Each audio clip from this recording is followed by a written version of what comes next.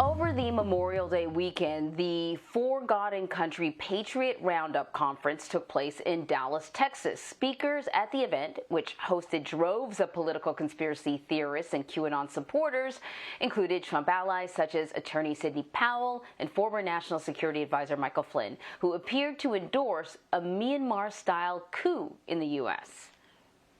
I want to know why what happened in Myanmar can't happen here.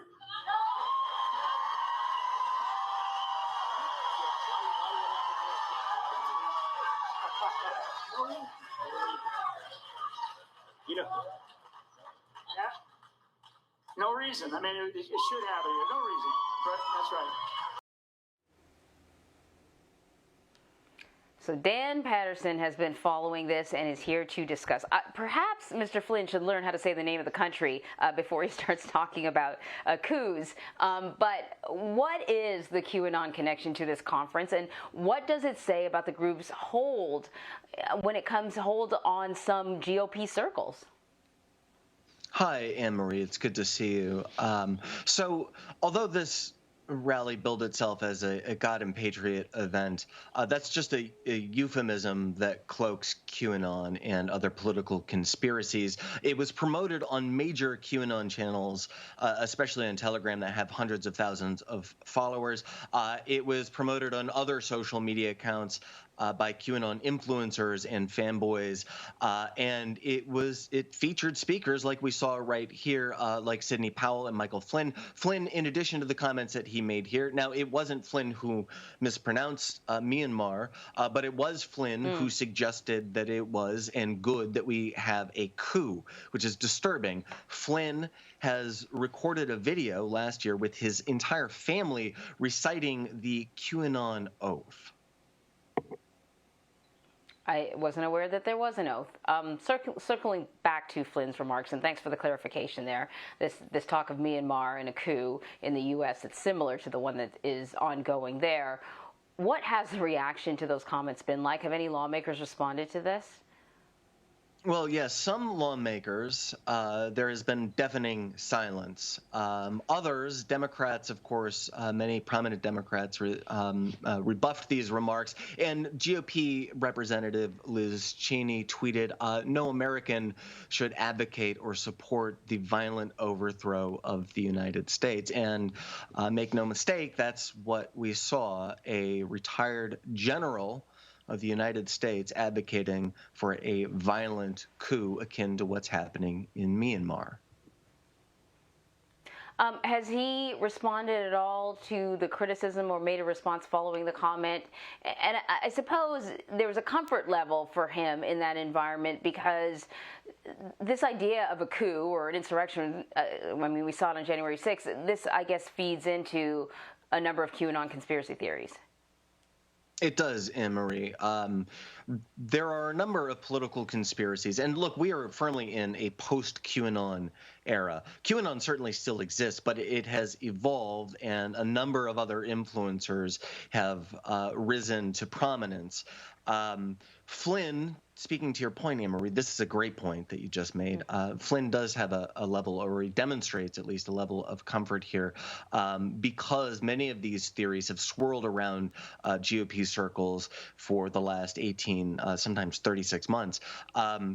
And what we've seen here is this complicated notion of, once we introduce the idea, even once we begin talking about the idea of a coup, we introduce this as an idea, and it begins circulating on hard right social media channels. In fact, we saw during this weekend and during this event, we also saw RT, the Russian propaganda channel.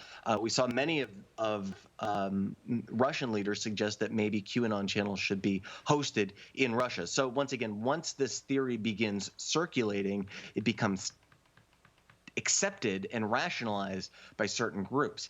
So we we've certainly been tracking this for a while, but it's kind of disturbing to see this idea circulate around these people and become amplified by people like Flynn.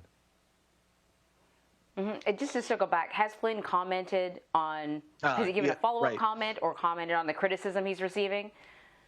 Yeah, apologies there, Anne-Marie. He did backtrack, and he posted on Parler, which is a hard-right social network, that this was, he commented about the media reporting about his comments, saying that this was a misrepresentation by the media. But you heard him very clearly. There's no misrepresenting the video that we all just watched. And let's also be clear, disinformation is a tactic. What Flynn is doing, which is to say something fairly outrageous and then backtrack and blame the media, is a tactic. In fact, one of the embraced tenets of QAnon that they openly discussed was that disinformation is sometimes necessary. So what Flynn is doing is speaking very loudly and very clearly to his followers who hear him and understand the dog whistles. For everyone else, for the larger mainstream audience, they see somebody backtracking and blaming the media.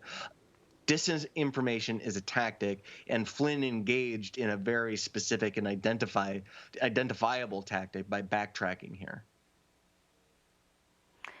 We mentioned that Sidney Powell was also there. She was the once Trump attorney who was then fired by him, but taken back into the fold because she continued to support him and all these lies about the 2020 election. But some of this stuff sounds kind of wacky. But the truth of the matter is there is a segment of the population that believes it. And I just want to sort of rattle off some numbers from a poll. The Public Religion Research Institute released a poll last week that found that 23% of Republicans agreed with the QAnon theory that that the government, media, and financial worlds in the U.S. are controlled by a group of Satan-worshipping pedophiles who run a global sex trafficking operation. It sounds wacky, but there are people out there that believe this. What's your reaction?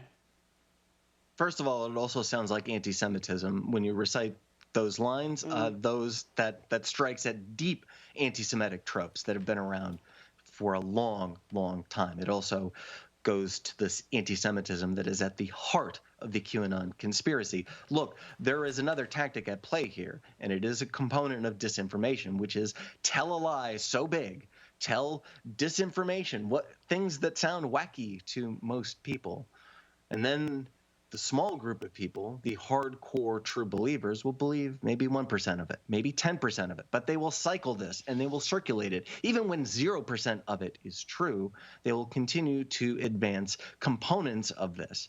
And this is why we call it the big lie, because it is the big lie that becomes a tent for all of these smaller lies.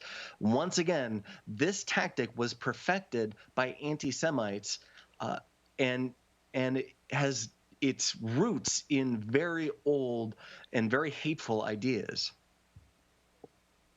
I think, Dan, that is a very good reminder. It may be wrapped in patriotism or whatever words they want to throw around, God-fearing patriotism, but the roots are rather sinister. And I think that's a great reminder. Dan, thank you so much.